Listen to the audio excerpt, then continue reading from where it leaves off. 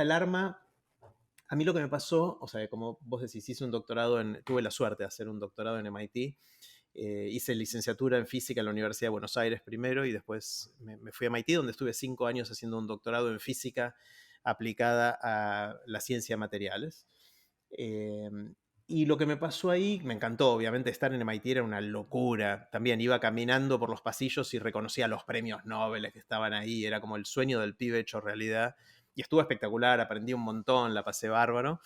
Eh, pero lo que me pasó es que sentía que los problemas que estaba intentando resolver eran problemas difíciles, como son los problemas de la punta de la ciencia, de la frontera de la ciencia, pero eran problemas que no tenían ni en su formulación ni en su solución un factor humano.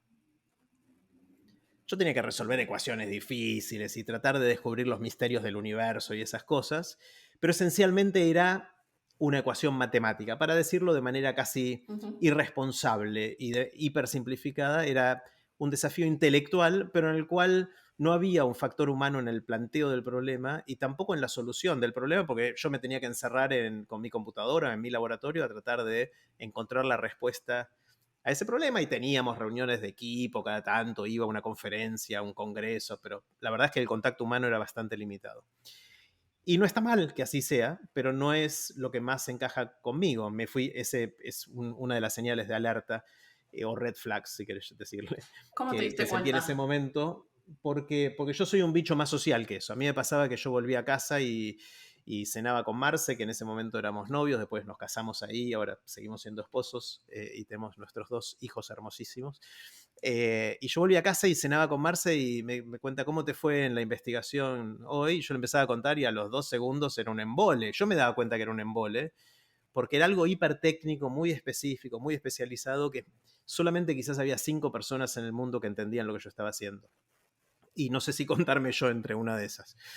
Eh, y entonces dije, yo quiero hacer algo en lo cual el factor humano sea parte del problema a resolver y el factor humano sea parte de la manera en que lo resolvemos, es decir, interactuando con gente. Y ahí fue donde encontré las otras cosas que fui haciendo a lo largo de la vida, que creo que tienen mucho de eso, que tienen todavía el desafío intelectual, que es lo que me mueve, que me encanta, que me hace correr la adrenalina, pero sumado al factor humano, tanto en el problema a resolver, como en la resolución misma del problema. Y contame cómo fue este proceso de rechazar una oportunidad de seguir avanzando y hacer un postdoctorado allá. ¿Cómo viviste todo esto? Es parte de lo mismo, ¿no? Cuando uno viene tan embalado, yo terminé mi doctorado a los 30 años.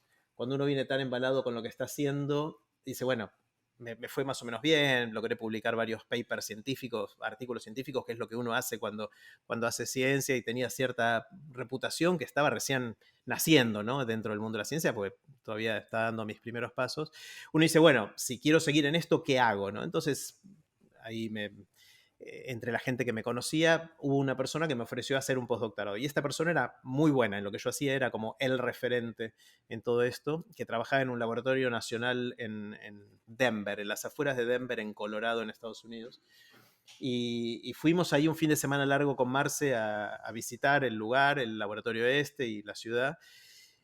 Y me acuerdo que volvimos con Marce de ese fin de semana ahí diciendo, ni locos nos vamos a vivir acá, ni mamados vamos a vivir a este lugar, ¿Por qué porque no? no nos sentíamos, porque no éramos nosotros.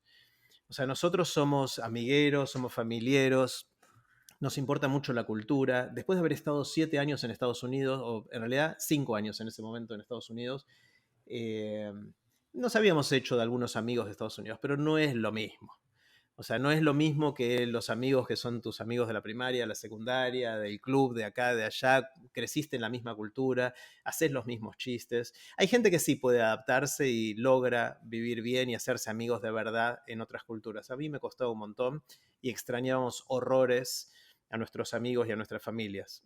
Entonces sabíamos con Marce que tarde o temprano íbamos a querer volver, y cuando de Boston, que dentro de todo es muy cosmopolita, nos fuimos al Midwest, que es la mitad de Estados Unidos, donde es mucho más conservador y mucho más alejado del estilo de vida que soñábamos tener, dijimos, más allá de que la oportunidad desde el punto de vista de seguir haciendo investigación en la física era espectacular, nuestra vida era más que eso, y mi vida era más que eso. Entonces decidimos rechazar esa oferta y es ahí donde se abrió la oportunidad de, casi más que oportunidad, la necesidad, porque cuando le decís que no a el referente de lo que estás haciendo, decís, bueno, ahora no le voy a aceptar a alguien que no sea tan bueno como este, entonces digo, bueno, a ver qué otras cosas hay. Y ahí es donde empecé a abrir un poco la visión y terminé haciendo cosas muy distintas. Mm.